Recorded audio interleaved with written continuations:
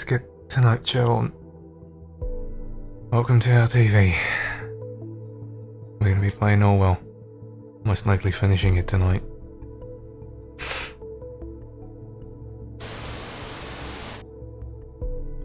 I don't feel too good. I think I'm just having one of my episodes again. So, you'll just have to bear with me. I might be a bit moody.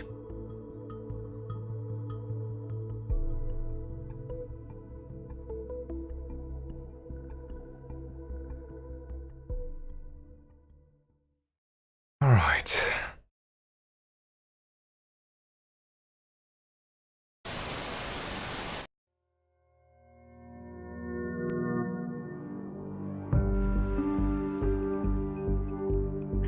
There we go.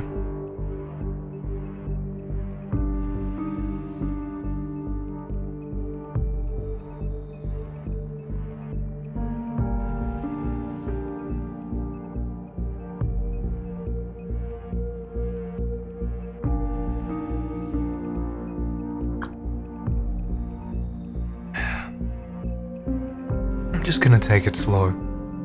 I don't know. It feels like... I don't know. I just want to lose some time.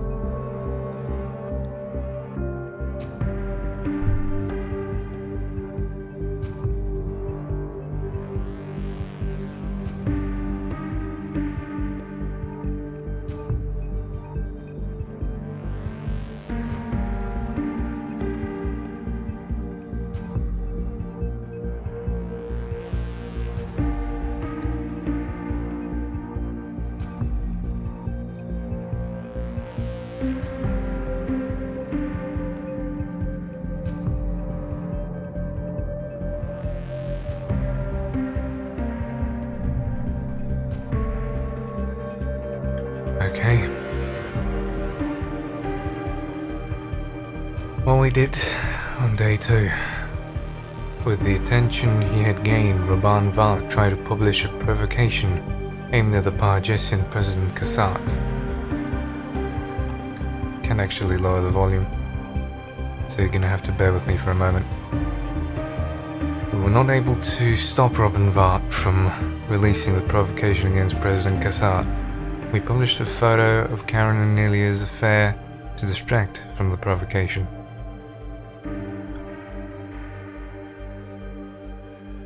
Yeah. Episode 3. Synthesis.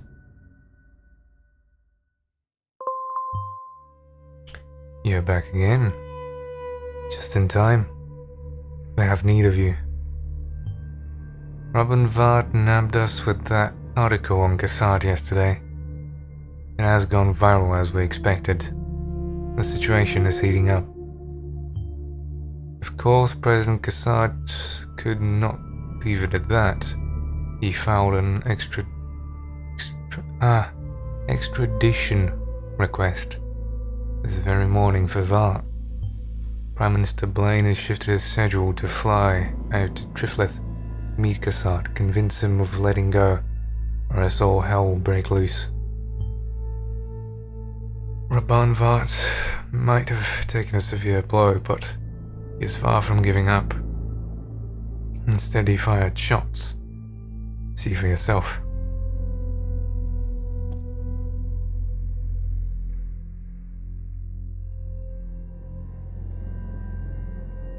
Okay. Find out what Vart's up to.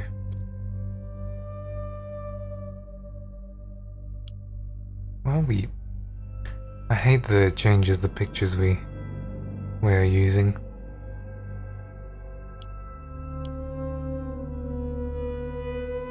It's using the most recent ones, but not necessarily the ones I remember.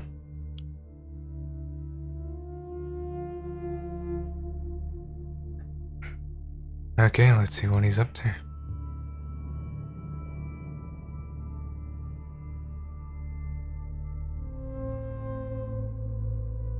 There's still more vital information on those pages.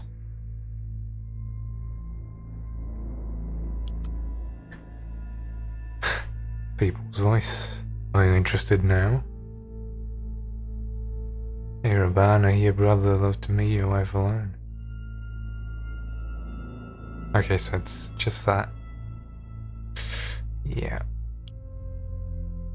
We did a good job.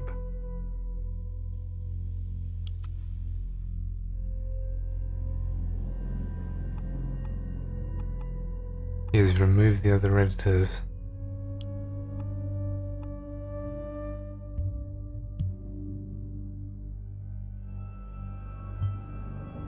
Could it be that our actions caused a bit of trouble among the ranks of the People's Voice? Good.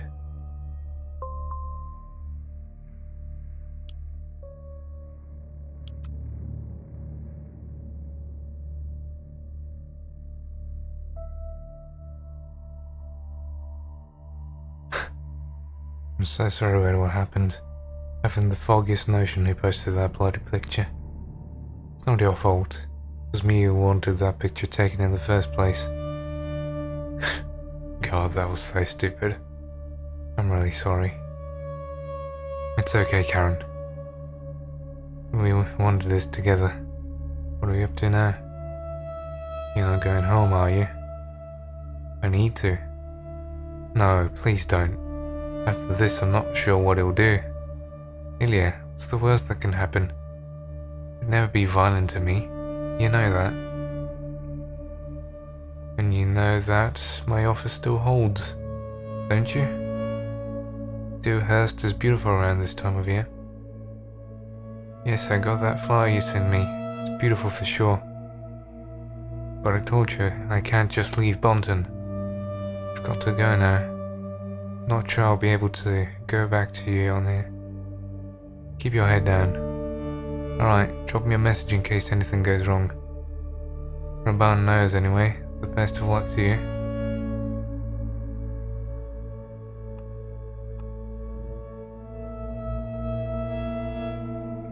What's the worst that can happen? Hey, kitty.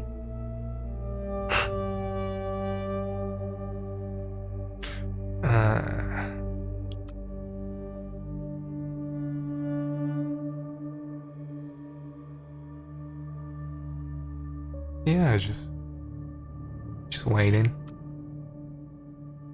Movie release endangered by a lawsuit against director.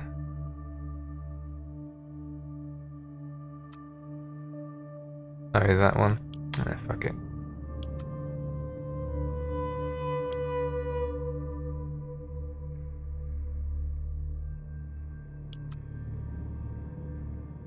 The national opinion. Be on watch.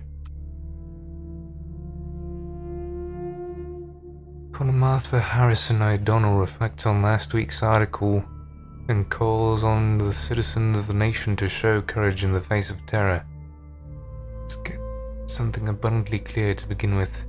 I feel bad, I feel like a fucking moron. And rightly so. In last week's article I blabbered about how some bombs would soon go off in Bonton or Farville. At the time, just to advertise my point of view. I'm truly sorry for everyone involved or affected by these terrible events. It never was my intention to ridicule or trivialize the attacks in Bonton. Well, if you've not been living under a rock, and a massive boulder at that, for the last couple of days you absolutely must have heard that it's pretty much exactly what it went down. It's far beyond I hate to say it, but I told you. So, sorry. Thanks to the efforts of our government and the safety bill, the latest attempt has now been prevented. Finally, a kick in the terrorists' butt. Naturally, there's still tons of critical questions. How the hell is it possible to begin with when we have all the CCTV and new safety regulations out there? Why spend so much money for mechanisms that don't protect lives, as they should? Was there still no real suspect in sight, not even to mention in custody? These questions neglect one fact though. People killing asswipes are among us. They're our neighbours. They're like you. They're like me, mind you. They're most certainly not like me.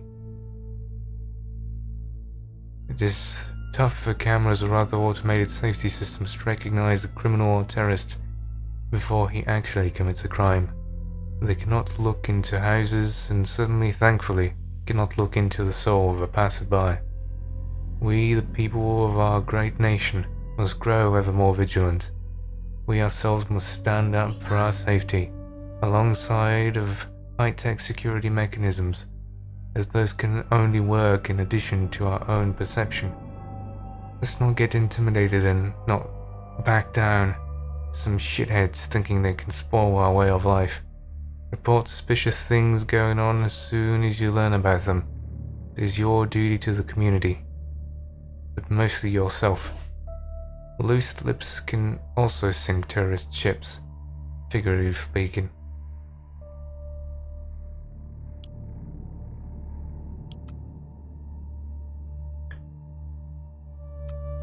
Investigators avert catastrophe at the Circle Mall. Third bombing in Bonton Mall averted due to investigative success. The Accra gives confirmation of efforts. Bonton has become the center of attention due to a terrorist assault, except this time it has emerged unscathed due to the efforts of the Special Investigation Unit. The last in a series of 3 previously announced bombings has been averted. The proposed scene of the crime was the Circle Mall in the center of Bonton, which was locked down and secured by police forces yesterday evening, right after the investigation team managed to correctly estimate the location of the terrorists were aiming at. Catherine Delacroix, Secretary of Security, gave a short conference to representatives of the press.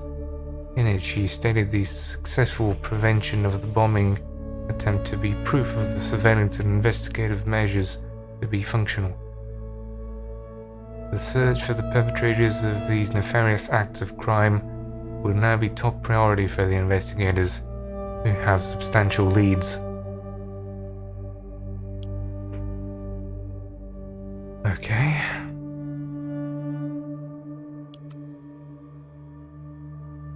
So this is before he removed their privileges, I'd suppose.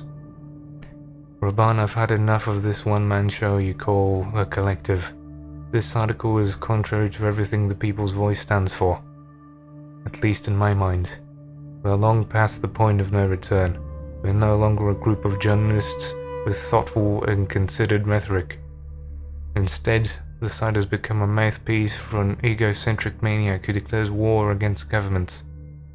I will not put up with this anymore. I quit.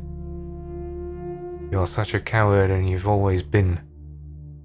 Now that we finally see our influence growing, that our voice is being heard, that changes in the air, you just run off and quit? I should have known that you signed on, when you signed on, that you weren't built to stand this heat.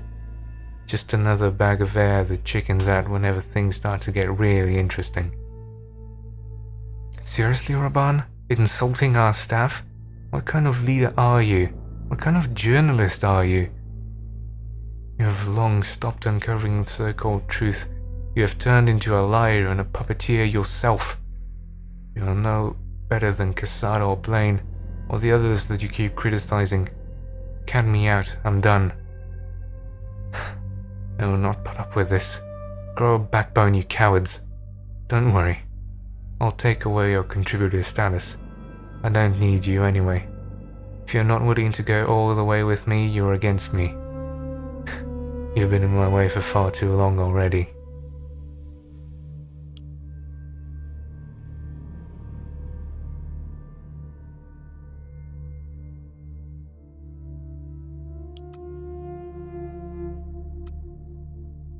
War is inevitable.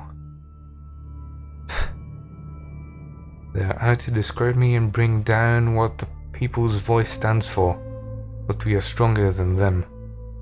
Cassard may have demanded my extradition, but this war is not over. We will fight back against the traitors Cassard and Blaine, who own this manipulative government apparatus designed to keep us under control. The government of the nation have dragged my family into this conflict and will not let them get away with this.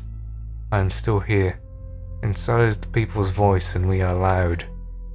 I have a strong group of supporters who are loyal and will help us get back on track. Know thyself, know thy enemy. We will fight back with a completely new people's voice, resonating a kind of strength never before seen. The government of the nation has declared war on the people's voice. We are trying to enslave their own people, and my people by manipulating the media. Down with the government, down with Cassat and Blaine.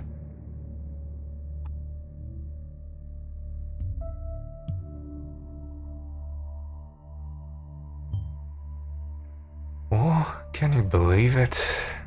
There's this prick thing here. Agent, this has to end today.